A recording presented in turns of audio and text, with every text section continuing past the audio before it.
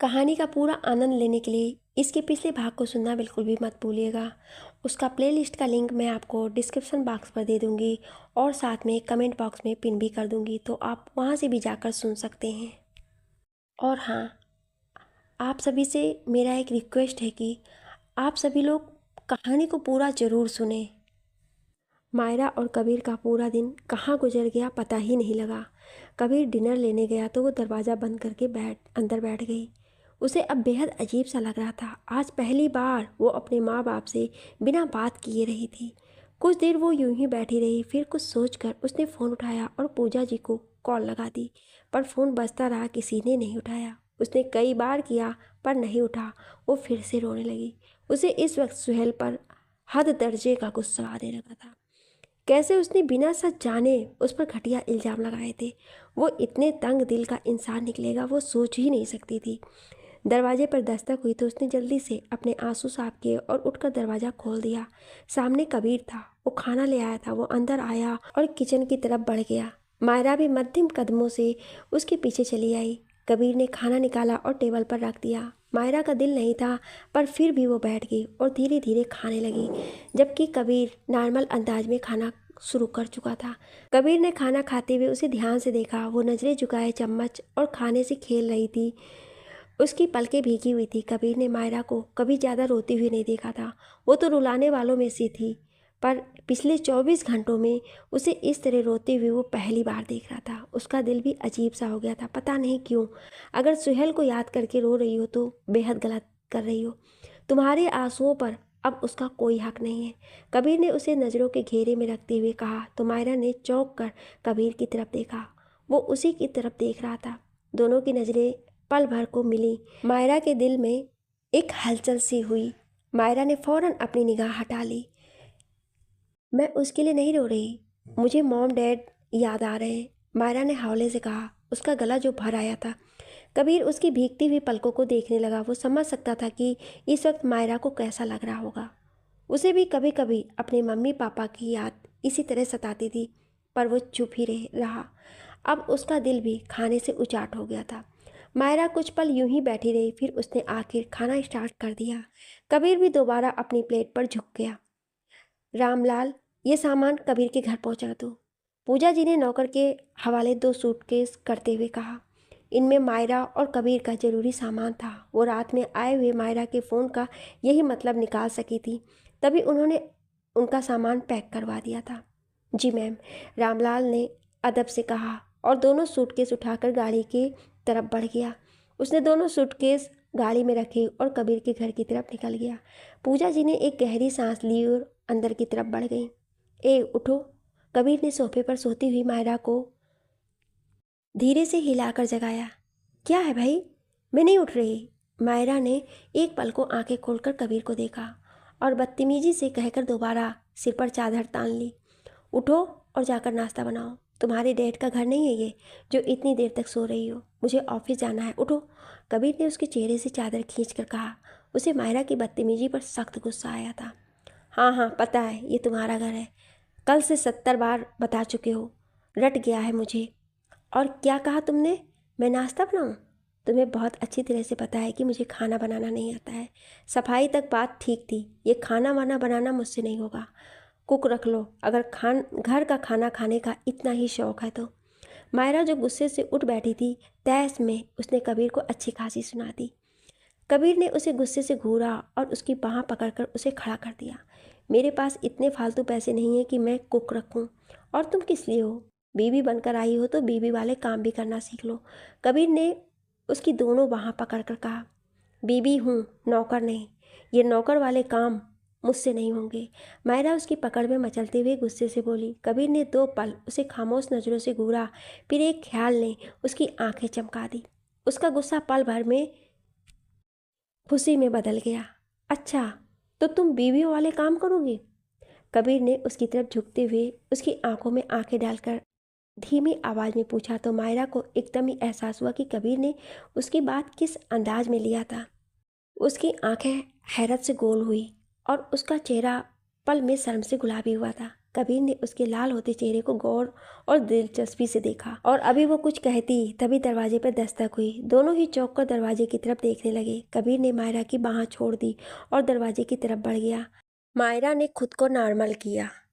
जाने क्यों कबीर की साथ से अजीब सी सनसनी महसूस हुई थी खुद में। ये मैम ने भिजवाया है। रामलाल ने दोनों सूटकेस को बारी बारी दरवाजे की दहलीज पर रखते हुए कहा, फिर वहाँ रुका नहीं, चला गया। कबीर उन सूटकेस को कुछ पल देखता रहा, फिर वो उन्हें अंदर ले आया। मॉम ने भिजवाया है? वाओ! मायरा पल भर में एक्साइटेड हो गई थी। उसे सच में खुशी हुई थी कि उसकी माँ को उसका ख्याल था। ये बात उसे खुशी दे गई थी। वो जल्दी जल्दी उन्हें खोलकर देखने लगी, जैसे उनमें से कोई बेशकीमती चीज़ निकल आएगी। कबीर बस उसे खुश होते हुए देख रहा था। 2 दिनों में आज उसके चेहरे पर मुस्कुराहट थी। कबीर चुपचाप तैयार होने कमरे में चला गया। मायरा ने दोनों सूटकेस खोल दिए थे। फिर कबीर का सामान देखकर उसे तभी बंद कर दिया था और अपने सूटकेस से कपड़े निकालकर वो रूम में आ गई थी। कबीर के कपड़े उसके फिट के नहीं थे, पर मजबूरी की वजह से उसे पहनने पड़े थे। अब वो अपने कपड़े और सामान पाकर खुश थी। कबीर घड़ी पहन रहा था। जब वो कमरे में दाखिल हुई थी, कबीर ने एक उचटती सी निगाह उस पर डाली, जबकि उसने कबीर को साफ इग्नोर किया और बाथरूम में घुस गई। कबीर भी खामोशी से बाहर निकल गया कि नाश्ते का वक्त अब रहा नहीं था। कबीर ऑफिस बिना नाश्ते किए ही चला गया था। जब वो ऑफिस पहुंचा तो उसे वहाँ का माहौल अजीब सा लगा। वो समझ गया था कि ये सब कुछ उसकी और मायरा की शादी की वजह से है। उसने सबको इग्नोर किया और अपने केबिन की तरफ बढ़ गया। उसके अंदर जाते ही पीछे भिनभिनाहट शुरू हो गई थी, जो उसने साफ महसूस की थी, पर उसे यह सब कुछ बर्दाश्त करना था, सो वो कर रहा था। अविनाश जी ऑफिस नहीं आए थे। शायद वो अभी ऑफिस जाने की हिम्मत नहीं कर पा रही थी। उधर मायरा कबीर के जाने के बाद बिल्कुल अकेली सी हो गई थी। भूख भी लग गई थी। वो फ्रिज में कुछ खाने के लिए देखने लगी, पर उसे वहाँ कुछ नहीं मिला। वो किचन में कुछ खाने के लिए ढूंढने लगी। आखिर काफ़ी ढूंढने के बाद उसे नूडल्स मिल गए। वो खुश हो गई क्योंकि उसे बस यही बनाना आता था। नूडल्स खाने के बाद उसे काफ़ी बेहतर लगा। वो बाहर लॉन में निकल आई। ये काफ़ी उजाड़ सा हो गया था। पेड़ पौधे अच्छी केयर ना मिलने की वजह से सूख कर खाली लकड़ी हो गए थे। वो लान को देखती झूले पर बैठ गई। हेलो। वो अभी लान का जायजा ही ले रही थी कि उसे एक लड़की की आवाज़ सुनाई दी। उसने घूम कर देखा तो सामने एक ढीला सा टॉप और पजामा पहने एक लड़की खड़ी थी, पर उसकी बदन की उभार से वो प्रेग्नेंट लग रही थी। हेलो। मायरा ने भी उसे सवालिया नज़रों से देखते हुए कहा, मेरा नाम खुशी है, सामने वाले घर में रहती हूँ। भैया तो दिखते हैं कभी कभी यहाँ, आपको कभी नहीं देखा। वो लड़की मुस्कुराते हुए बोली। शायद वो उससे बात करना चाहती थी। I am Myra. हाँ, वो मैं अभी अभी यहाँ आई हूँ। मेरा मतलब है कि मेरी शादी अभी अभी हुई है। मायरा ने नॉर्मल अंदाज में जवाब देते हुए कहा। अच्छा, तो आप भैया जी की वाइफ हैं? मैं भी तो कहूँ, भैया जी तो कभी कभी यहाँ आते हैं, वो भी अकेले। वो लड़की हंसते हुए बोली। मायरा को उसका अंदाज बड़ा दोस्ताना सा लगा। वो भी हौले से मुस्कुराती। अच्छा चलती हूँ, अभी इन्हें ऑफिस के लिए देरी हो रही है। आप बाहर दिखी तो मैं पूछने आ गई। वो मुस्कुराते हुए बोली और अपने घर की तरफ चली गई। मायरा भी अंदर की तरफ बढ़ गई। उसकी समझ में नहीं आ रहा था कि वो क्या करे। खाली बैठती तो फिर से उसका रोने का दिल करता, पर वो रोना नहीं चाहती थी। वो फ़ोन को यूं ही टटोलने लगी। उसने पूजा जी को फ़ोन किया, पर फ़ोन फिर से नहीं उठा। वो उदास हो गई।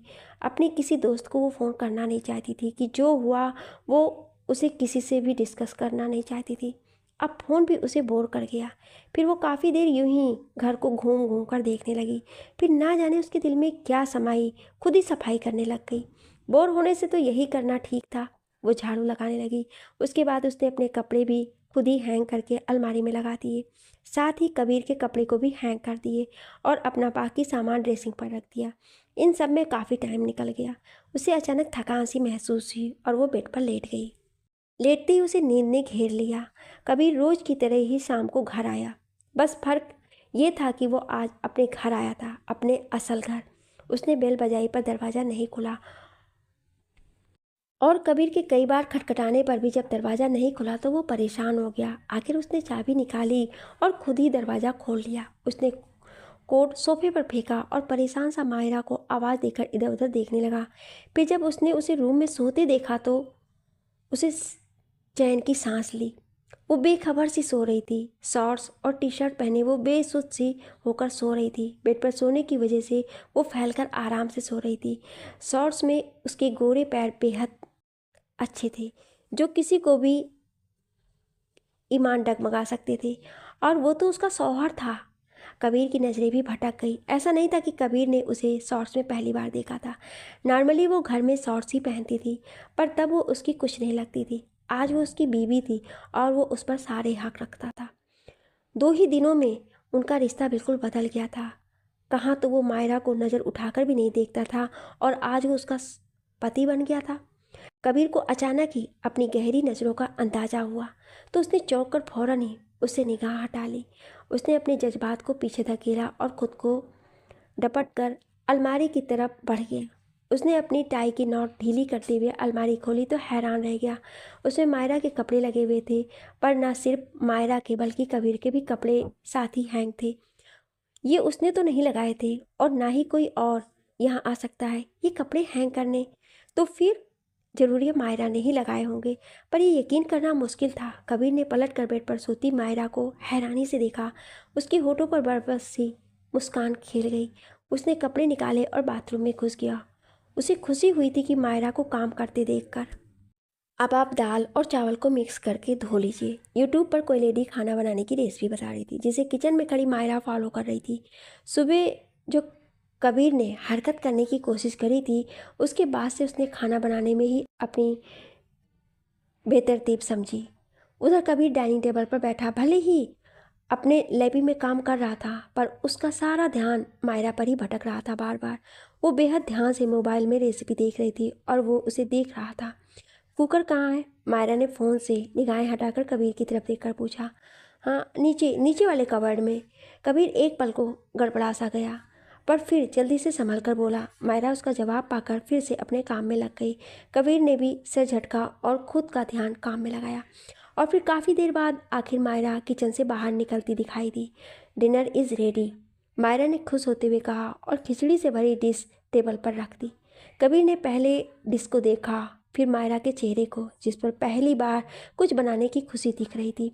वो खुशी खुशी खिचड़ी प्लेट्स में निकाल रही थी। उसने कबीर के आगे प्लेट रखी तो कबीर ने लैपी साइड में रखा और खाना स्टार्ट किया। मायरा शौक और तजस्सुब से उसे देखने लगी। कबीर एक चम्मच खाकर रुक गया। क्या हुआ, अच्छा नहीं बना? मायरा आंखों में सवाल लेकर उसे देखने लगी। उसके चेहरे पर बेचैनी सी आ गई। नहीं, ठीक बना है, कबीर ने कहा और दोबारा खाना शुरू कर दिया। वो इसलिए रुक गया था क्योंकि उसे यकीन नहीं हुआ था कि मायरा भी खाना बना सकती है, वो भी सही। उसे तो लगा था कि खिचड़ी की जगह पता नहीं क्या बनेगा आज। उसका जवाब सुनकर मायरा के होठों पर मुस्कुराहट आ गई। मायरा ने भी खुशी से चमकती के साथ खाना स्टार्ट कर दिया। कबीर खाते वक्त बीच बीच में मायरा को भी देख रहा था।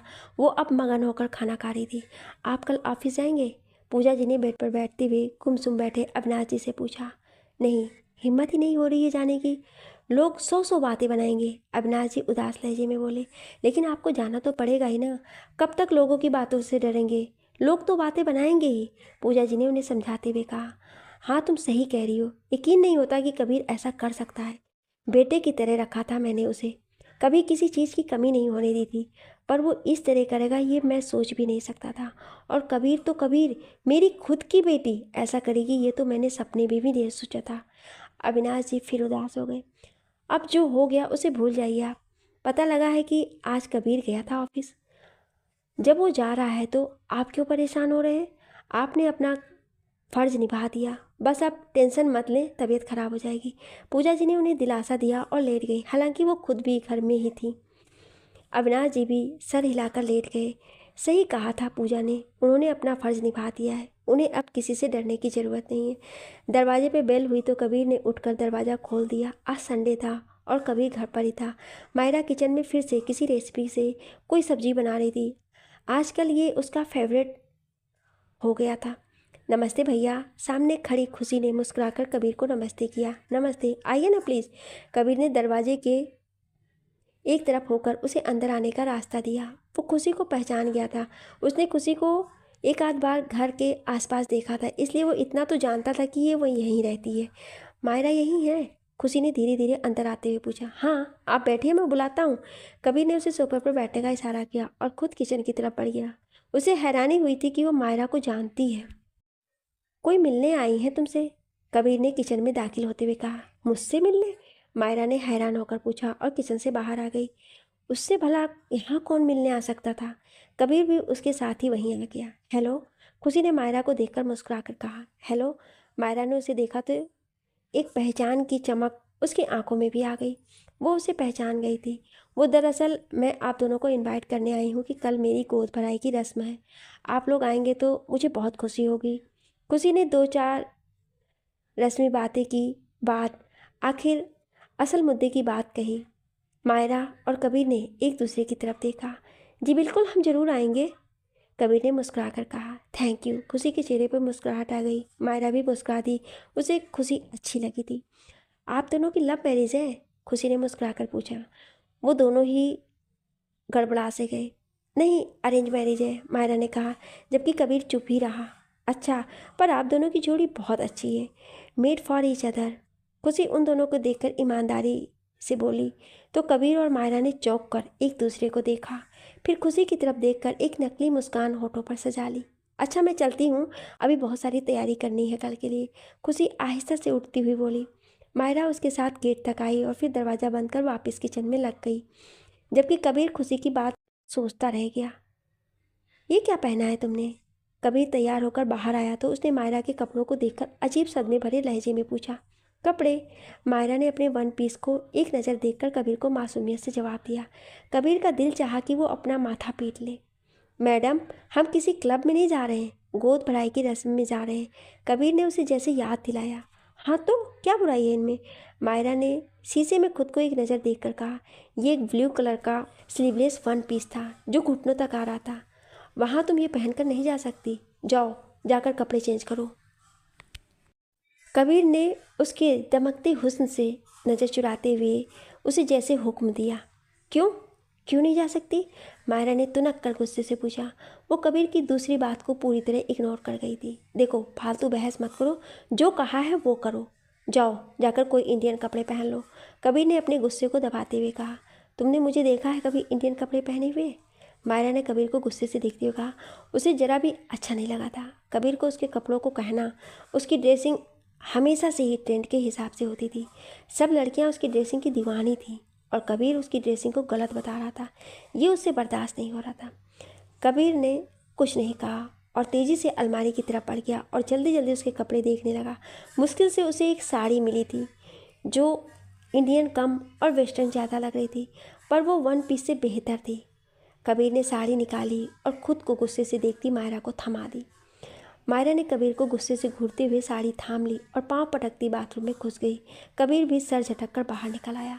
मायरा ने खुशी को गिफ्ट दिया और खुशी के ही बराबर में बैठ गई, क्योंकि वो वहाँ और किसी को जानती नहीं थी और कबीर बाहर सब लोगों के साथ था। वहाँ सिर्फ औरतें ही थीं। खुशी धीरे धीरे उससे बात भी कर रही थी। अपने आसपास आती औरतों से उसका परिचय भी कराया था। मायरा भी अब कंफर्टेबल हो गई थी, इसलिए मुस्कुराते हुए सबसे मिल रही थी। मायरा, तुम आज शायद सिंदूर लगाना भूल गई हो, खुशी ने मायरा की सोनी मांग देखकर कहा।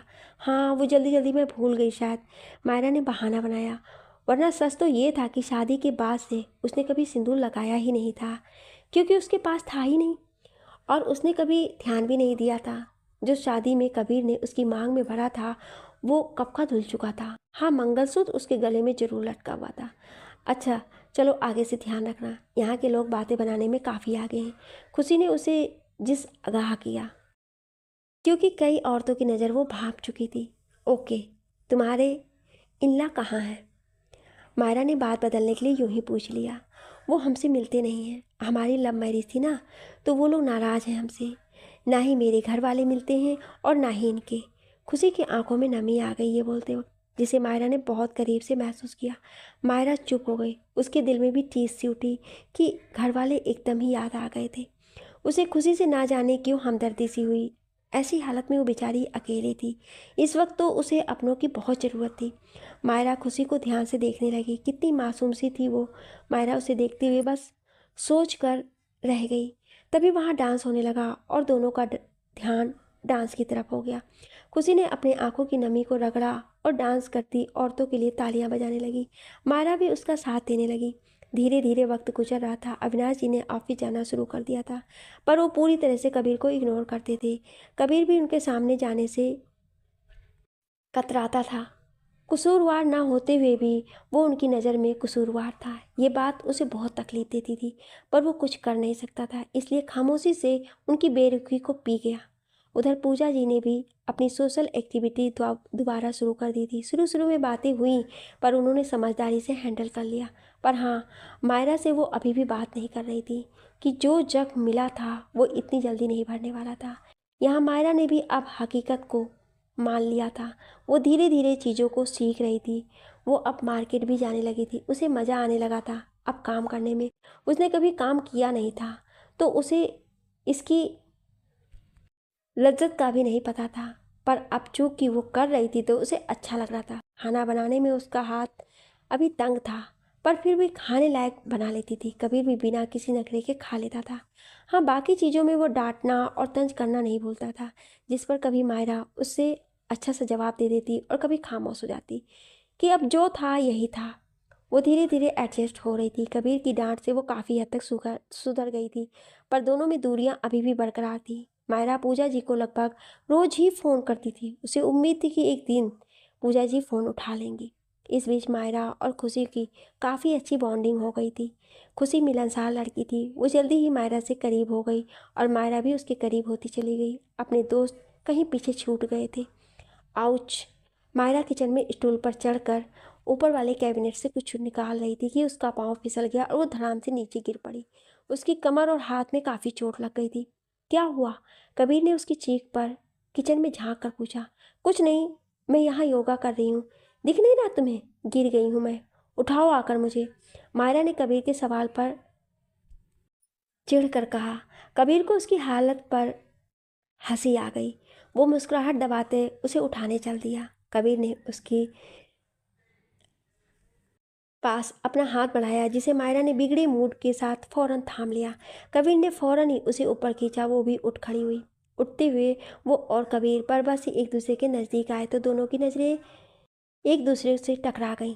दोनों इस वक्त उस रिश्ते को एहसास हुआ उन दोनों के दरमियान था। मायरा ने जल्दी से नजरें हटा ली और अपना हाथ उसके हाथ से आज़ाद कर लिया। कबीर भी 2 कदम पीछे हो गया।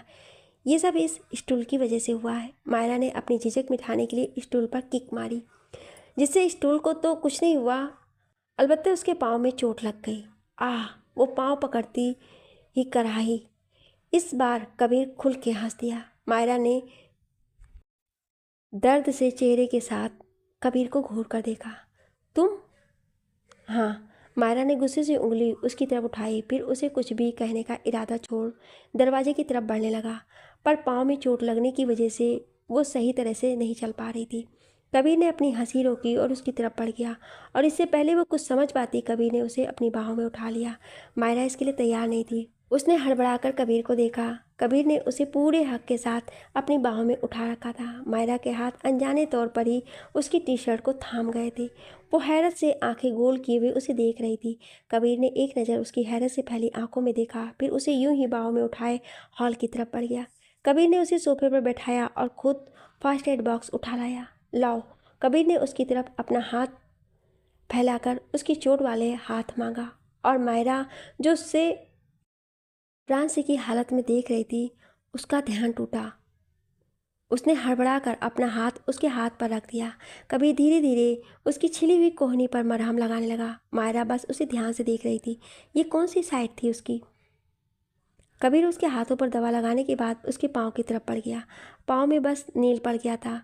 उसके शॉर्ट्स पहने गोरे गोरे पाँव में नील बेहद नुमाया हो रहा था। कबीर जेल से उसके पाँव पर मसाज करने लगा। मायरा को ना जाने क्यों उसका छूना बुरा नहीं लगा, बल्कि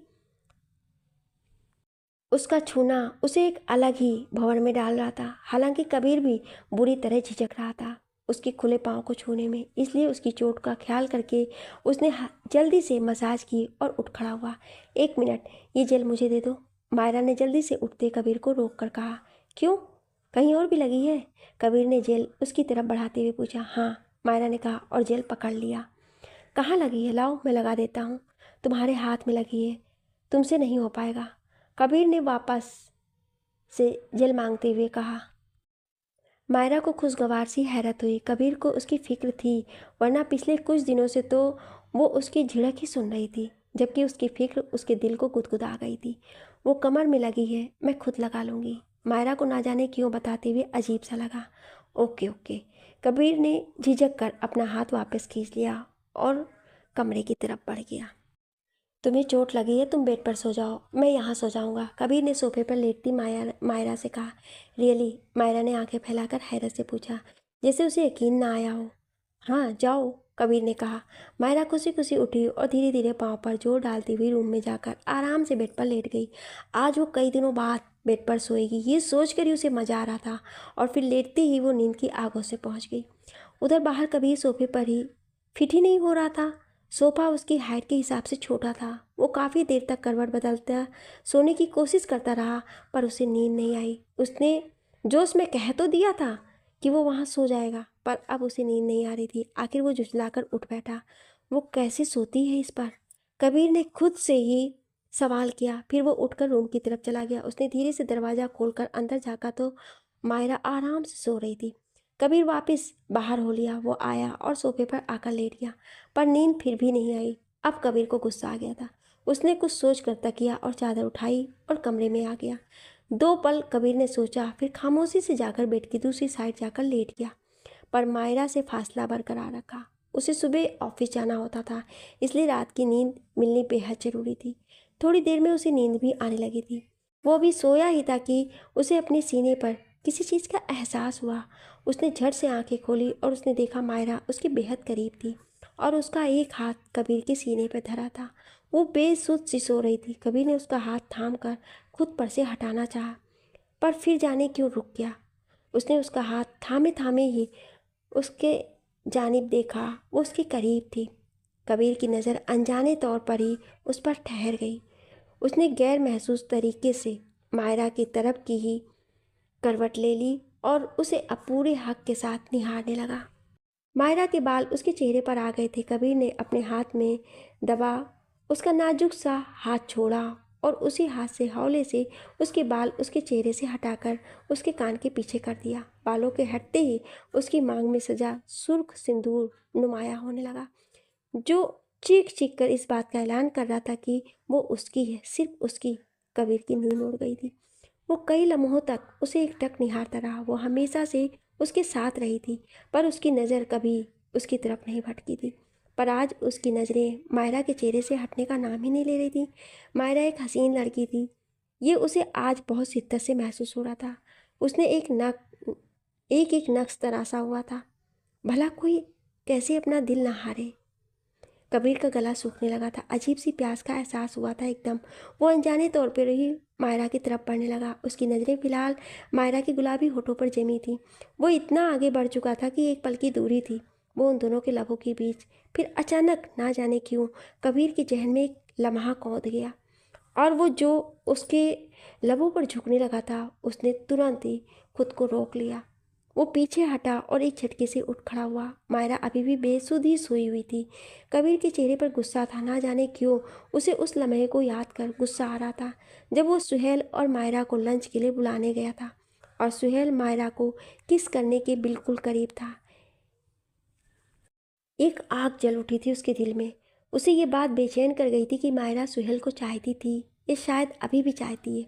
और वो दोनों, क्या उन दोनों के बीच रिलेशन इतना गहरा था कि मायरा ने खुद को उसे छूने की इजाज़त दे दी थी? इतना यकीन था उसे सुहेल पर? या फिर मेरा और मायरा का रिश्ता इतना कच्चा है कि आज तक हम दोनों के बीच दूरियां कायम हैं?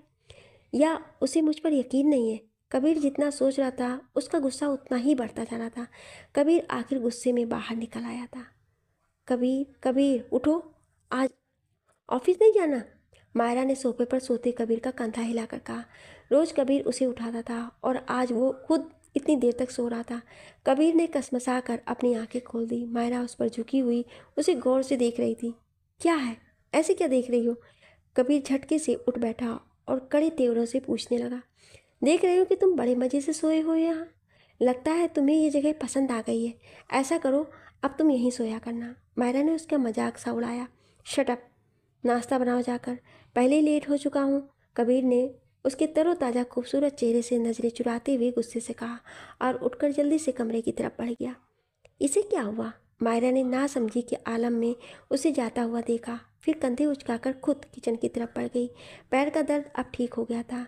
उधर कबीर को एक बार फिर रात का सारा मंजर याद आ गया था।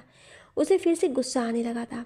सुहेल से उसे जलन हो गई थी। उसने सर झटका और फिर वो जल्दी से तैयार होकर बाहर आ गया। मायरा ने नाश्ता टेबल पर लगा दिया था। वो चुपचाप बैठ गया। चेहरे पर गुस्से के निशान अभी भी थे, जिसे उसने छुपाने की कोई कोशिश नहीं की थी। ये क्या बनाया है?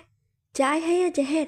कबीर ने अपना गुस्सा चाय पर निकाला और चाय का कप पटक दिया। मायरा सहम कर कबीर को देखने लगी। कबीर ने कभी उसे इस तरह नहीं डांटा था, वो भी बिना किसी बात के। ये रोज की तरह ही बनी है। क्या हो गया तुम्हें? मायरा को कल की उसकी अपने लिए फिक्र याद आ गई। कल वो उसके लिए इतना फिक्रमंद था और आज वो इसे ऐसे ट्रीट कर रहा था जैसे वो कोई नौकर हो। कुछ नहीं हुआ, छोड़ो। शादी करके फंस गया हूँ तुमसे मैं, कबीर ने गुस्से में कहा और उठ खड़ा हुआ, जबकि मायरा उसकी बात पर बुरी तरह झल्लाई थी।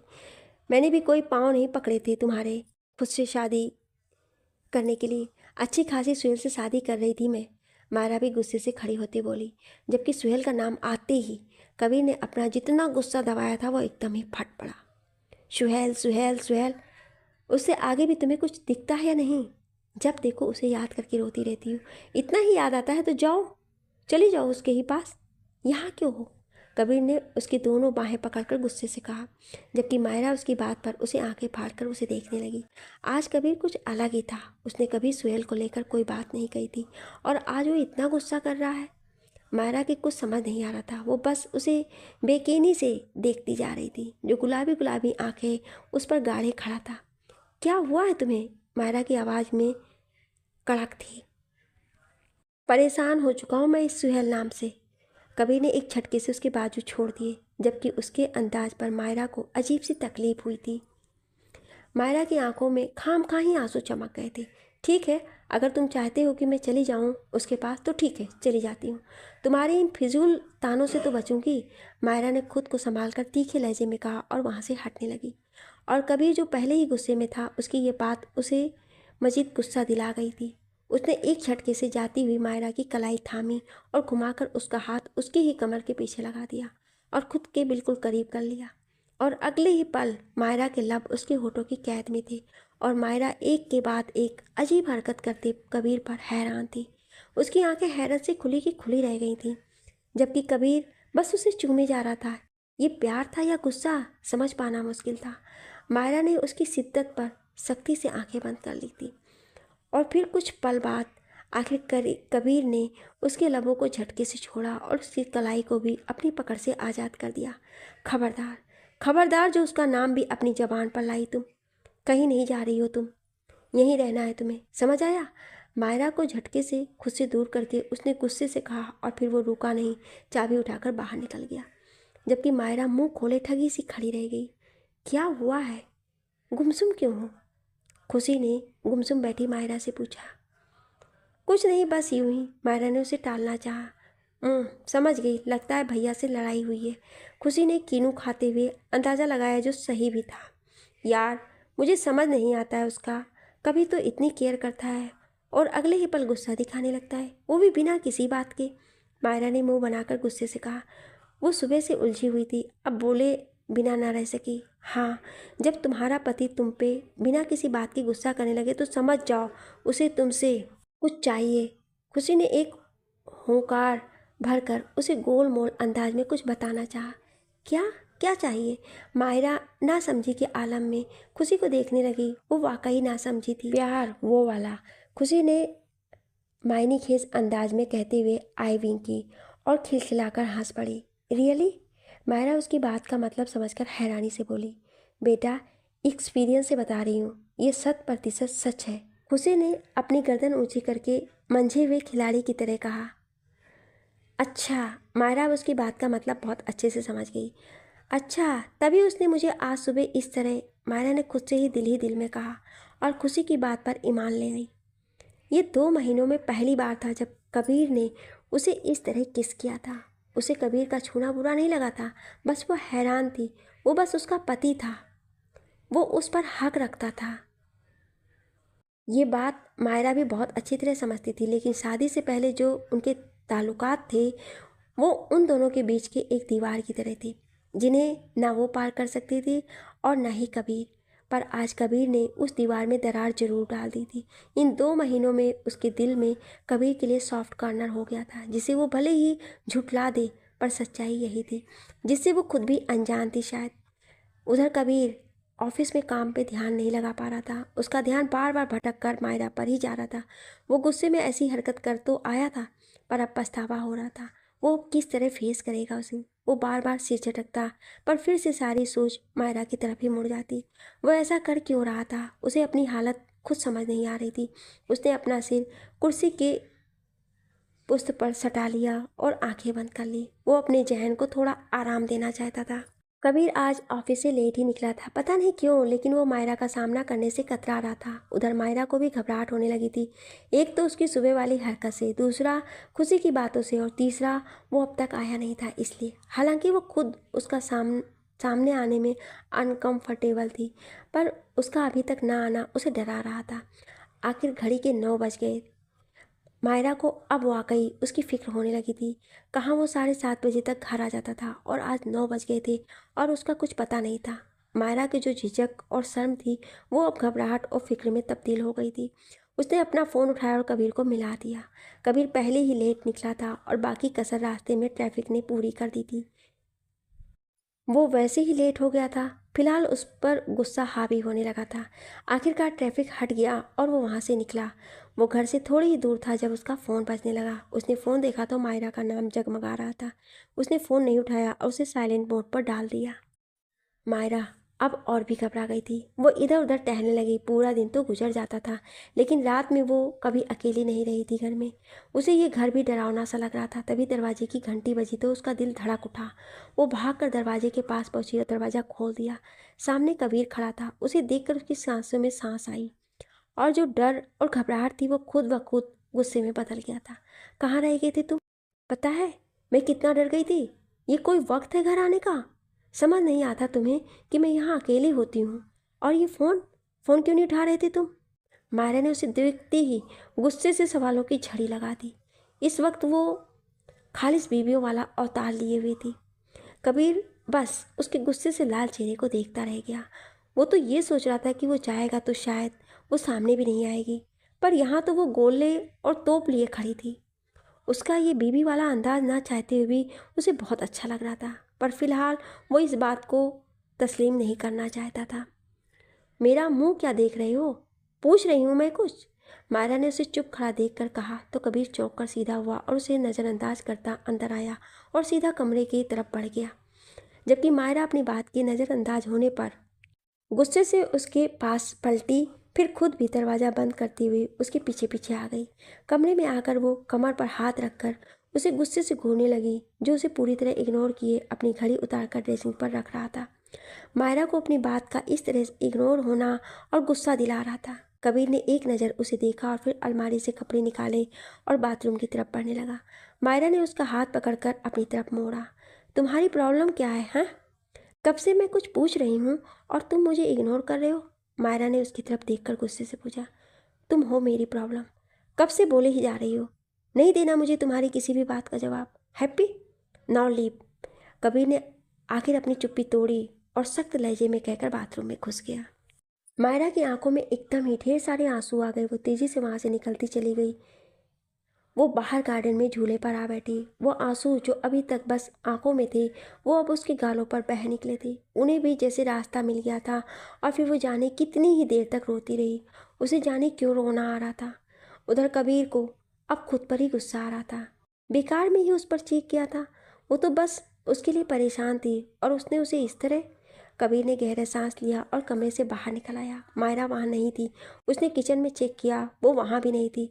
अलबत्ता टेबल पर खाना सजा था, जिसका मतलब साफ था कि मायरा ने भी अभी तक खाना नहीं खाया था। वो शायद उसका इंतजार कर रही थी और वो आज जानबूझकर लेट आया था। उसे अब गिल्ट होने लगा था। वो बाहर आया तो देखा कि वो झूले पर बैठी रो रही है। वो वहीं रुककर उसे देखने लगा। उसे मायरा का रोना बिल्कुल अच्छा नहीं लग रहा था। वो जाकर उसे अपनी बाहों में भर लेना चाहता था। उसके बहते आंसुओं को वो वहीं रोक देना चाहता था, पर फिर उसने खुद को रोक लिया और वापस अंदर आ गया। मायरा काफ़ी देर तक रोती रही, फिर जिद में आकर वहीं बैठी रही। बाहर ठंड बढ़ रही थी, पर वो यूं ही बैठी रही। उधर कबीर उसके अंदर आने का इंतज़ार करता रहा, पर जब वो काफ़ी देर तक नहीं आई तो वो खुद ही बाहर निकल आया। उसने देखा कि वो वहीं सो गई है। मायरा उठो, चलो अंदर चलो। कबीर ने उसका कंधा हिलाया तो मायरा ने आहिस्ता से आंखें खोली। वो उसके पास ही खड़ा था। नहीं जाना है मुझे, प्रॉब्लम हूँ ना मैं तुम्हारे लिए, मायरा ने गुस्से से कहा और मजीद फैलकर बैठ गई। उसे कबीर की ये बात बहुत चुभ गई थी। कबीर ने एक नज़र उसके नाराज चेहरे पर डाली और अगले ही पल उसे अपनी बाहों में उठा लिया। कबीर छोड़ो मुझे, उतारो नीचे, मायरा ने हाथ पैर हिलाते हुए कहा। कबीर चुपचाप आगे बढ़ता रहा, जबकि मायरा को अचानक खुशी की बात याद आ गई। तो क्या अब ये मेरे साथ? मायरा ने घबराते हुए कबीर को देखा। उसका चेहरा एकदम सपाट था।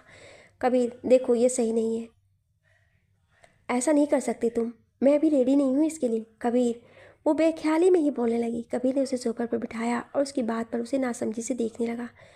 क्या सही नहीं है और क्या नहीं कर सकता मैं, और तुम किस चीज़ के लिए रेडी नहीं हो? कबीर ने उसकी आंखों में देखते हुए पॉइंट टू पॉइंट पूछा। यही जो जो तुम करने जा रहे हो। मायरा ने उसकी नज़दीकी से घबरा कर अपनी नज़रें उसके चेहरे से हटाई। कबीर के होठों पर मुस्कुराहट फैल गई। वो उससे घबरा रही थी। क्या करने जा रहा हूँ मैं? कबीर उसके ऊपर झुकते हुए बोला। उसे अब मायरा का घबराया चेहरा मजा दे रहा था। Spot it Kabir, I told you ना कि मैं अभी रेडी नहीं हूँ। मायरा ने उसके सीने पर दोनों हाथ रखकर उसे खुद के मजीद करीब आने से रोका। आगे की कहानी जानने के लिए सुनिए अगले भाग में। Thank you.